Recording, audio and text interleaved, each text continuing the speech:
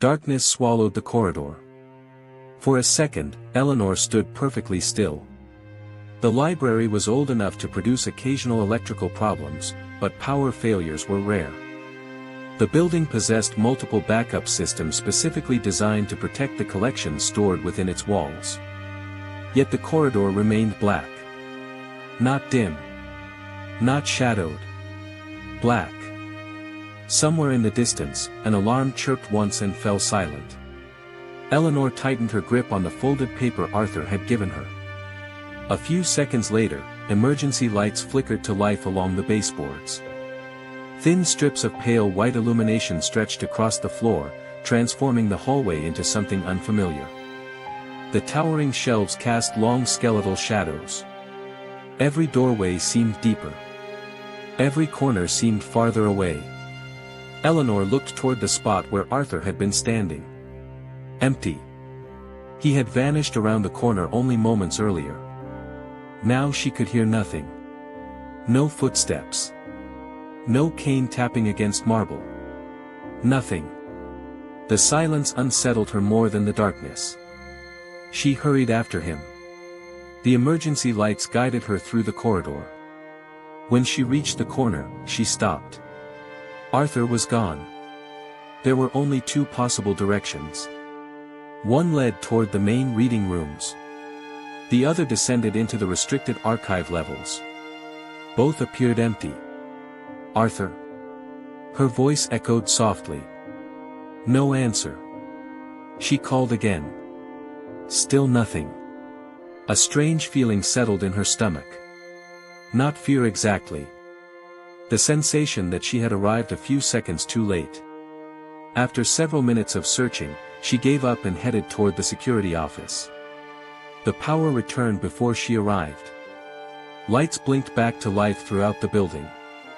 Normality returned instantly. Yet Eleanor couldn't shake the feeling that something important had happened during those brief moments of darkness. Something she had missed. The following morning, Arthur Finch did not come to the library. At first nobody found that unusual. Arthur was retired. He visited frequently but maintained no schedule. By noon, however, Eleanor began making inquiries. No one had seen him. No one had spoken to him. No one knew where he was. The responses felt oddly casual. As though his absence required no explanation. By late afternoon, concern had replaced curiosity. Eleanor called his apartment. No answer. She called again. Nothing. A third attempt went directly to voicemail. She left a message. Then another. Still nothing. The folded paper remained in her desk drawer. The call number Arthur had provided seemed increasingly important. Before leaving for the evening, she finally decided to investigate. The reference led to sublevel 4. The oldest storage section in the entire library. Most employees rarely visited it. Even experienced archivists tended to avoid it unless absolutely necessary. The lower levels had been constructed in stages over nearly a century. As a result, the architecture became increasingly confusing the deeper one traveled. Narrow corridors. Low ceilings. Storage rooms hidden behind storage rooms. Entire sections forgotten by newer staff. Eleanor descended alone. The air grew cooler with every level. By the time she reached sublevel 4, the sounds of the library above had vanished completely. Only the distant hum of climate control systems remained. She followed signs through a maze of compact shelving units. Eventually she located the call number. The book rested inside a protective archival box. Nothing about it appeared remarkable. Its title read, Regional Commercial Directory, 1895 edition. A business directory. Hardly the kind of document that inspired mystery. Yet Arthur had risked warning her about it. Carefully, Eleanor carried the volume to a nearby examination table. She opened it. At first she found nothing unusual. Pages filled with advertisements. Business listings. Shipping records. Property ownership information. Exactly what she expected. Then she reached page 412. A folded slip of paper fell into her lap. Eleanor froze. Slowly she unfolded it. The paper was old. Far older than Arthur's note. A handwritten message filled one side. Only a single sentence. The references disappear first. She stared. No signature. No date. Nothing else. A chill moved through her. The references disappear first. What did that mean? She turned back to the book. And then she noticed something strange. Several citations had been crossed out in pencil. Not aggressively. Carefully. Methodically. Each mark appeared decades old. Beside one crossed-out citation someone had written a number. Another number appeared beside a second citation. And another. A pattern. Eleanor copied them onto her notebook. There were 12 in total. 12 references. 12 numbers. She had no idea what they meant. Yet she recognized something important. Whoever had left the note wasn't hiding information. They were leaving a trail. A trail intended for someone else to follow. Back upstairs, Eleanor entered the numbers into the library catalog. Nothing happened. She tried again. Still nothing. Then she removed the final digit from the first number. The search produced a result. A historical newspaper. The second number produced another. The third. Another. By midnight she understood what she was seeing. The numbers corresponded to missing references. Documents that once existed inside the archive system. Documents that no longer appeared in public searches. The discovery raised an obvious question. Where had they gone? Records didn't simply disappear. Especially inside a library. Libraries were designed specifically to prevent that. Eleanor opened one of the archived newspaper scans. The article itself seemed unremarkable. A shipping report from 1895. The citation at the bottom referenced a ledger. She searched for the ledger. No result. Exactly as before. The citation remained. The source had vanished. Another newspaper. Another missing source. Another dead end. Again and again. A pattern emerged. References pointed toward documents that no longer existed. Or at least no longer appeared to exist. It was as though pieces of history had been quietly removed while leaving traces of their former presence behind. Ghosts. Not supernatural ghosts. Documentary ghosts. Evidence that something had once been there. Evidence that someone wanted forgotten. Eleanor leaned back in her chair. The clock showed 1:17 a.m. She should have gone home hours ago. Instead she found herself staring at a growing list of vanished records. The deeper she searched, the stranger the pattern became. Because all the missing references seemed connected. Not by subject. Not by time period. By people. Certain names appeared repeatedly. Certain families. Certain businesses. Certain institutions. Always at the edges. Never obvious. Like fingerprints partially wiped away. Someone had been editing history. Not rewriting it completely. Just sanding down specific details. Enough to alter the picture. Not enough to attract attention. The realization made her uneasy. Because that required patience. Resources. Planning. Years of planning. Maybe decades. The next morning brought another surprise. Marcus Hale appeared at her office carrying a tablet and an expression she didn't like. Tell me you found something good. I found something. Not encouraging. Marcus closed the door behind him. Then placed the tablet on her desk. Security footage filled the screen. The hallway outside the archive room. Time stamp, 9:11 p.m. The previous night. Eleanor frowned.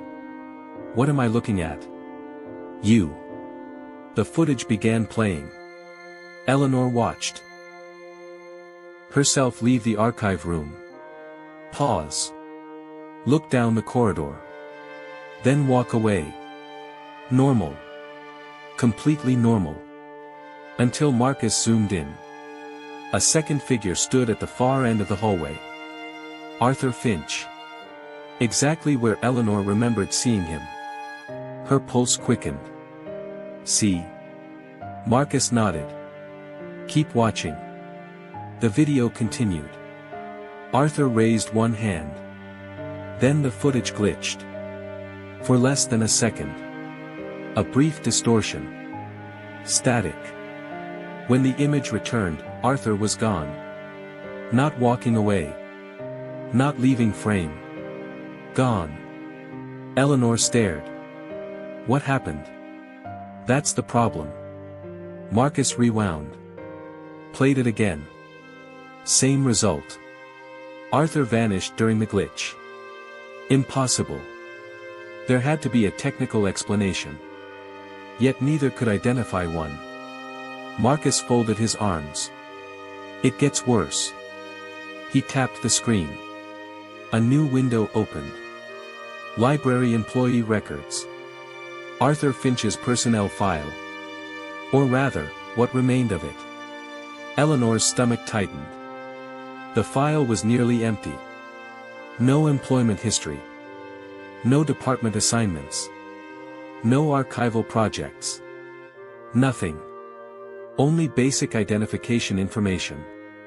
The detailed records she knew existed were missing. Someone deleted them. Marcus shook his head slowly.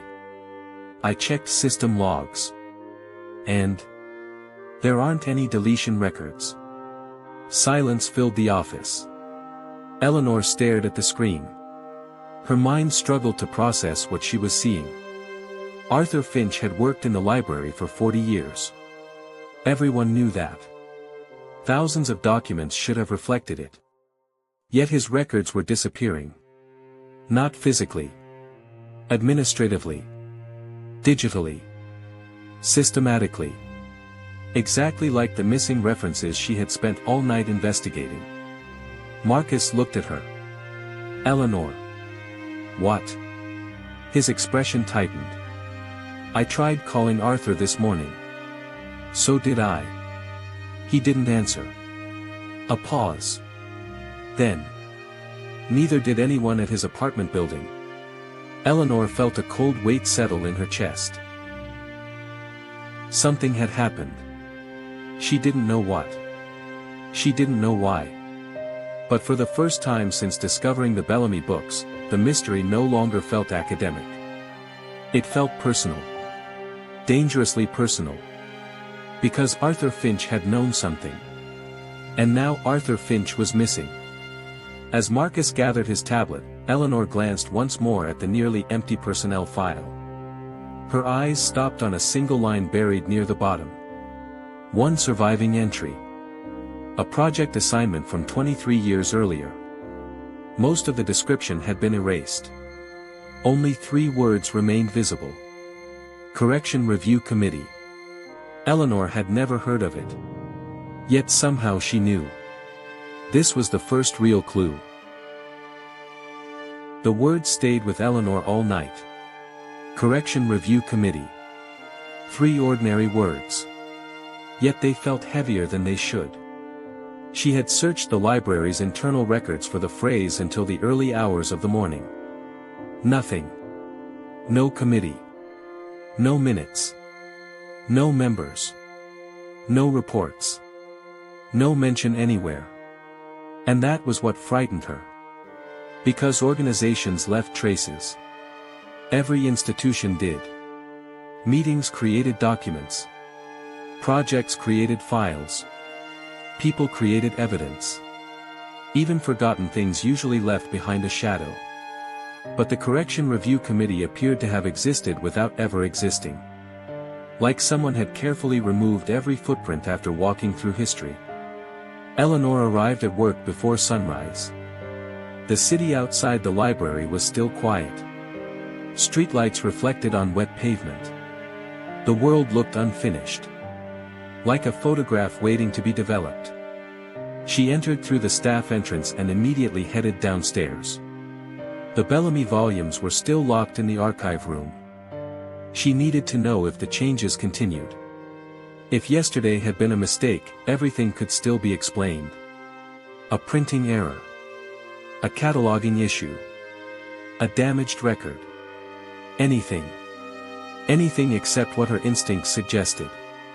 She unlocked the examination room. The books waited exactly where she had left them. Eleanor approached slowly. Opened the first. Merchant banker. Opened the second. Shipbuilder. Still different.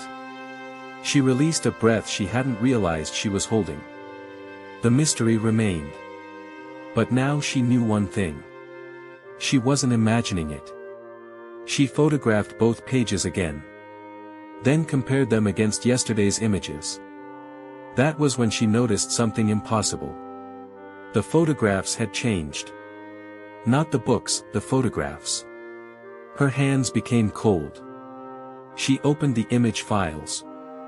Yesterday's pictures should have shown the two different versions. Instead, both images now displayed the same text. Both said, Thomas Bellamy, merchant banker.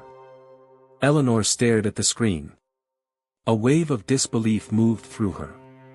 She checked the file details. The timestamps were unchanged. The photos had not been replaced. According to the device, they were the same files she created yesterday.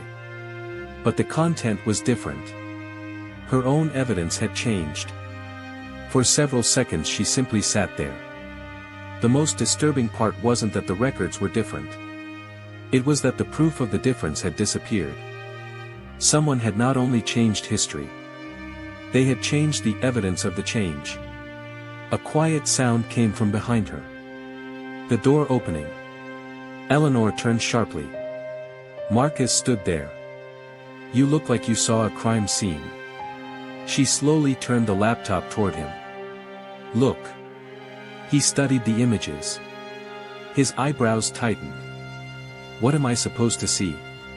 The photos changed. Marcus looked at her. Then back at the screen. Changed how? They showed different text yesterday. He stared for several seconds. Eleanor. I know what you're thinking. Do you? That I made a mistake. Marcus said nothing. Which was worse? Because he didn't deny it. She stood. I documented this. I believe you. But photographs don't usually rewrite themselves. The sentence hung between them. Eleanor hated that he was right. Can you recover the original files? Marcus nodded slowly. I'll try. He took the laptop. Then paused. Before we do anything else. What? Did you tell anyone about Arthur's file? The question surprised her. No. Not even Victor. Eleanor frowned. Victor Wren. The library director. A respected historian. A man who had spent his entire career protecting the institution's reputation. Why would I tell him? Marcus looked away. Because someone already knows. Eleanor felt the room become colder. What do you mean? Marcus opened his tablet. He showed her a notification. A security alert. An access log. Someone had entered the archive system at 3:42 a.m. They accessed Eleanor's research folder. The folder containing everything about the Bellamy books. Everything about Arthur. Everything about the missing references. Eleanor felt anger replace fear. Who? Marcus expanded the details. Then stopped. That's the problem. What? The account doesn't exist. She stared at him. That makes no sense. I know. An account accessed the system but doesn't exist. Marcus nodded. And whoever used it didn't just open your files. He turned the screen toward her. They copied them. By midday, Eleanor was exhausted. Not physically. Mentally. Her entire understanding of the library was collapsing. The place she had trusted more than anywhere suddenly felt unfamiliar. She had spent years believing archives were simple. A record existed. Or it didn't. A fact was preserved. Or it was lost. But now she was facing something more dangerous. A system capable of deciding what counted as truth. Marcus spent hours analyzing the access logs. Eleanor returned to the Bellamy case. She needed something solid. Something that couldn't shift. She searched through old newspapers. Family records. University publications. Anything related to Thomas Bellamy. Then she found a name. A historian.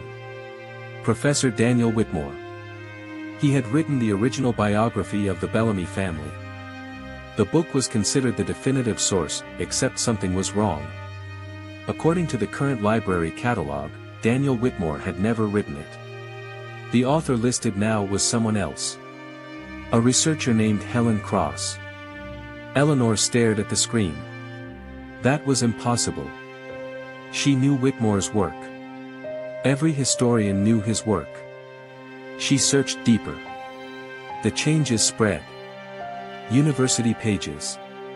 Book reviews. Academic references. Everywhere. Daniel Whitmore's name was slowly disappearing. His career was being replaced. His publications were being reassigned. His professional identity was being rewritten. Not erased. Replaced. A terrifying thought formed. Maybe the books weren't the target. Maybe people were. She found Daniel Whitmore's original book in the rare collection. The physical copy. The last place where something should remain untouched. The cover confirmed it. Author. Daniel Whitmore. She opened the first page. The author's signature was there. A personal inscription. To Eleanor, who believes history belongs to those who protect it. She froze. The dedication was addressed to her. Impossible. She had never met Daniel Whitmore. He had died 15 years earlier. Her fingers trembled as she checked the date. The inscription was written 20 years ago. Before she was even working at the library. Before she was known as an archivist. She looked closer. The handwriting was not Daniel's. Someone had added the message later. But why her name? Why would anyone write it? She turned the page. A small handwritten note appeared near the bottom. Different handwriting. Older. Familiar. Arthur's. Only one sentence. Find the first author. Eleanor stared at the words. First author. Not original author. Not real author. First. The distinction mattered. Because if there was a first author, there was another one. She closed the book. Her thoughts raced. Someone had been altering histories. Changing records. Replacing names. But now a new possibility emerged. What if they weren't correcting mistakes? What if they were correcting people? The idea terrified her. Because identities were built from records. Careers. Families. Achievements. Everything. A person could disappear without physically disappearing. All it took was convincing the world they had never existed. That evening, Eleanor returned to the main archive. She needed to find Arthur. Not through records. Through memories. She searched old photographs from library events. Staff celebrations. Historical conferences. Retirement dinners. Anything. After hours of searching, she found what she wanted. A photograph from 23 years ago. The opening of a new archive wing. Dozens of employees stood together, including Arthur Finch. Eleanor zoomed in. There were other familiar faces. But one person caught her attention. A younger Victor Wren.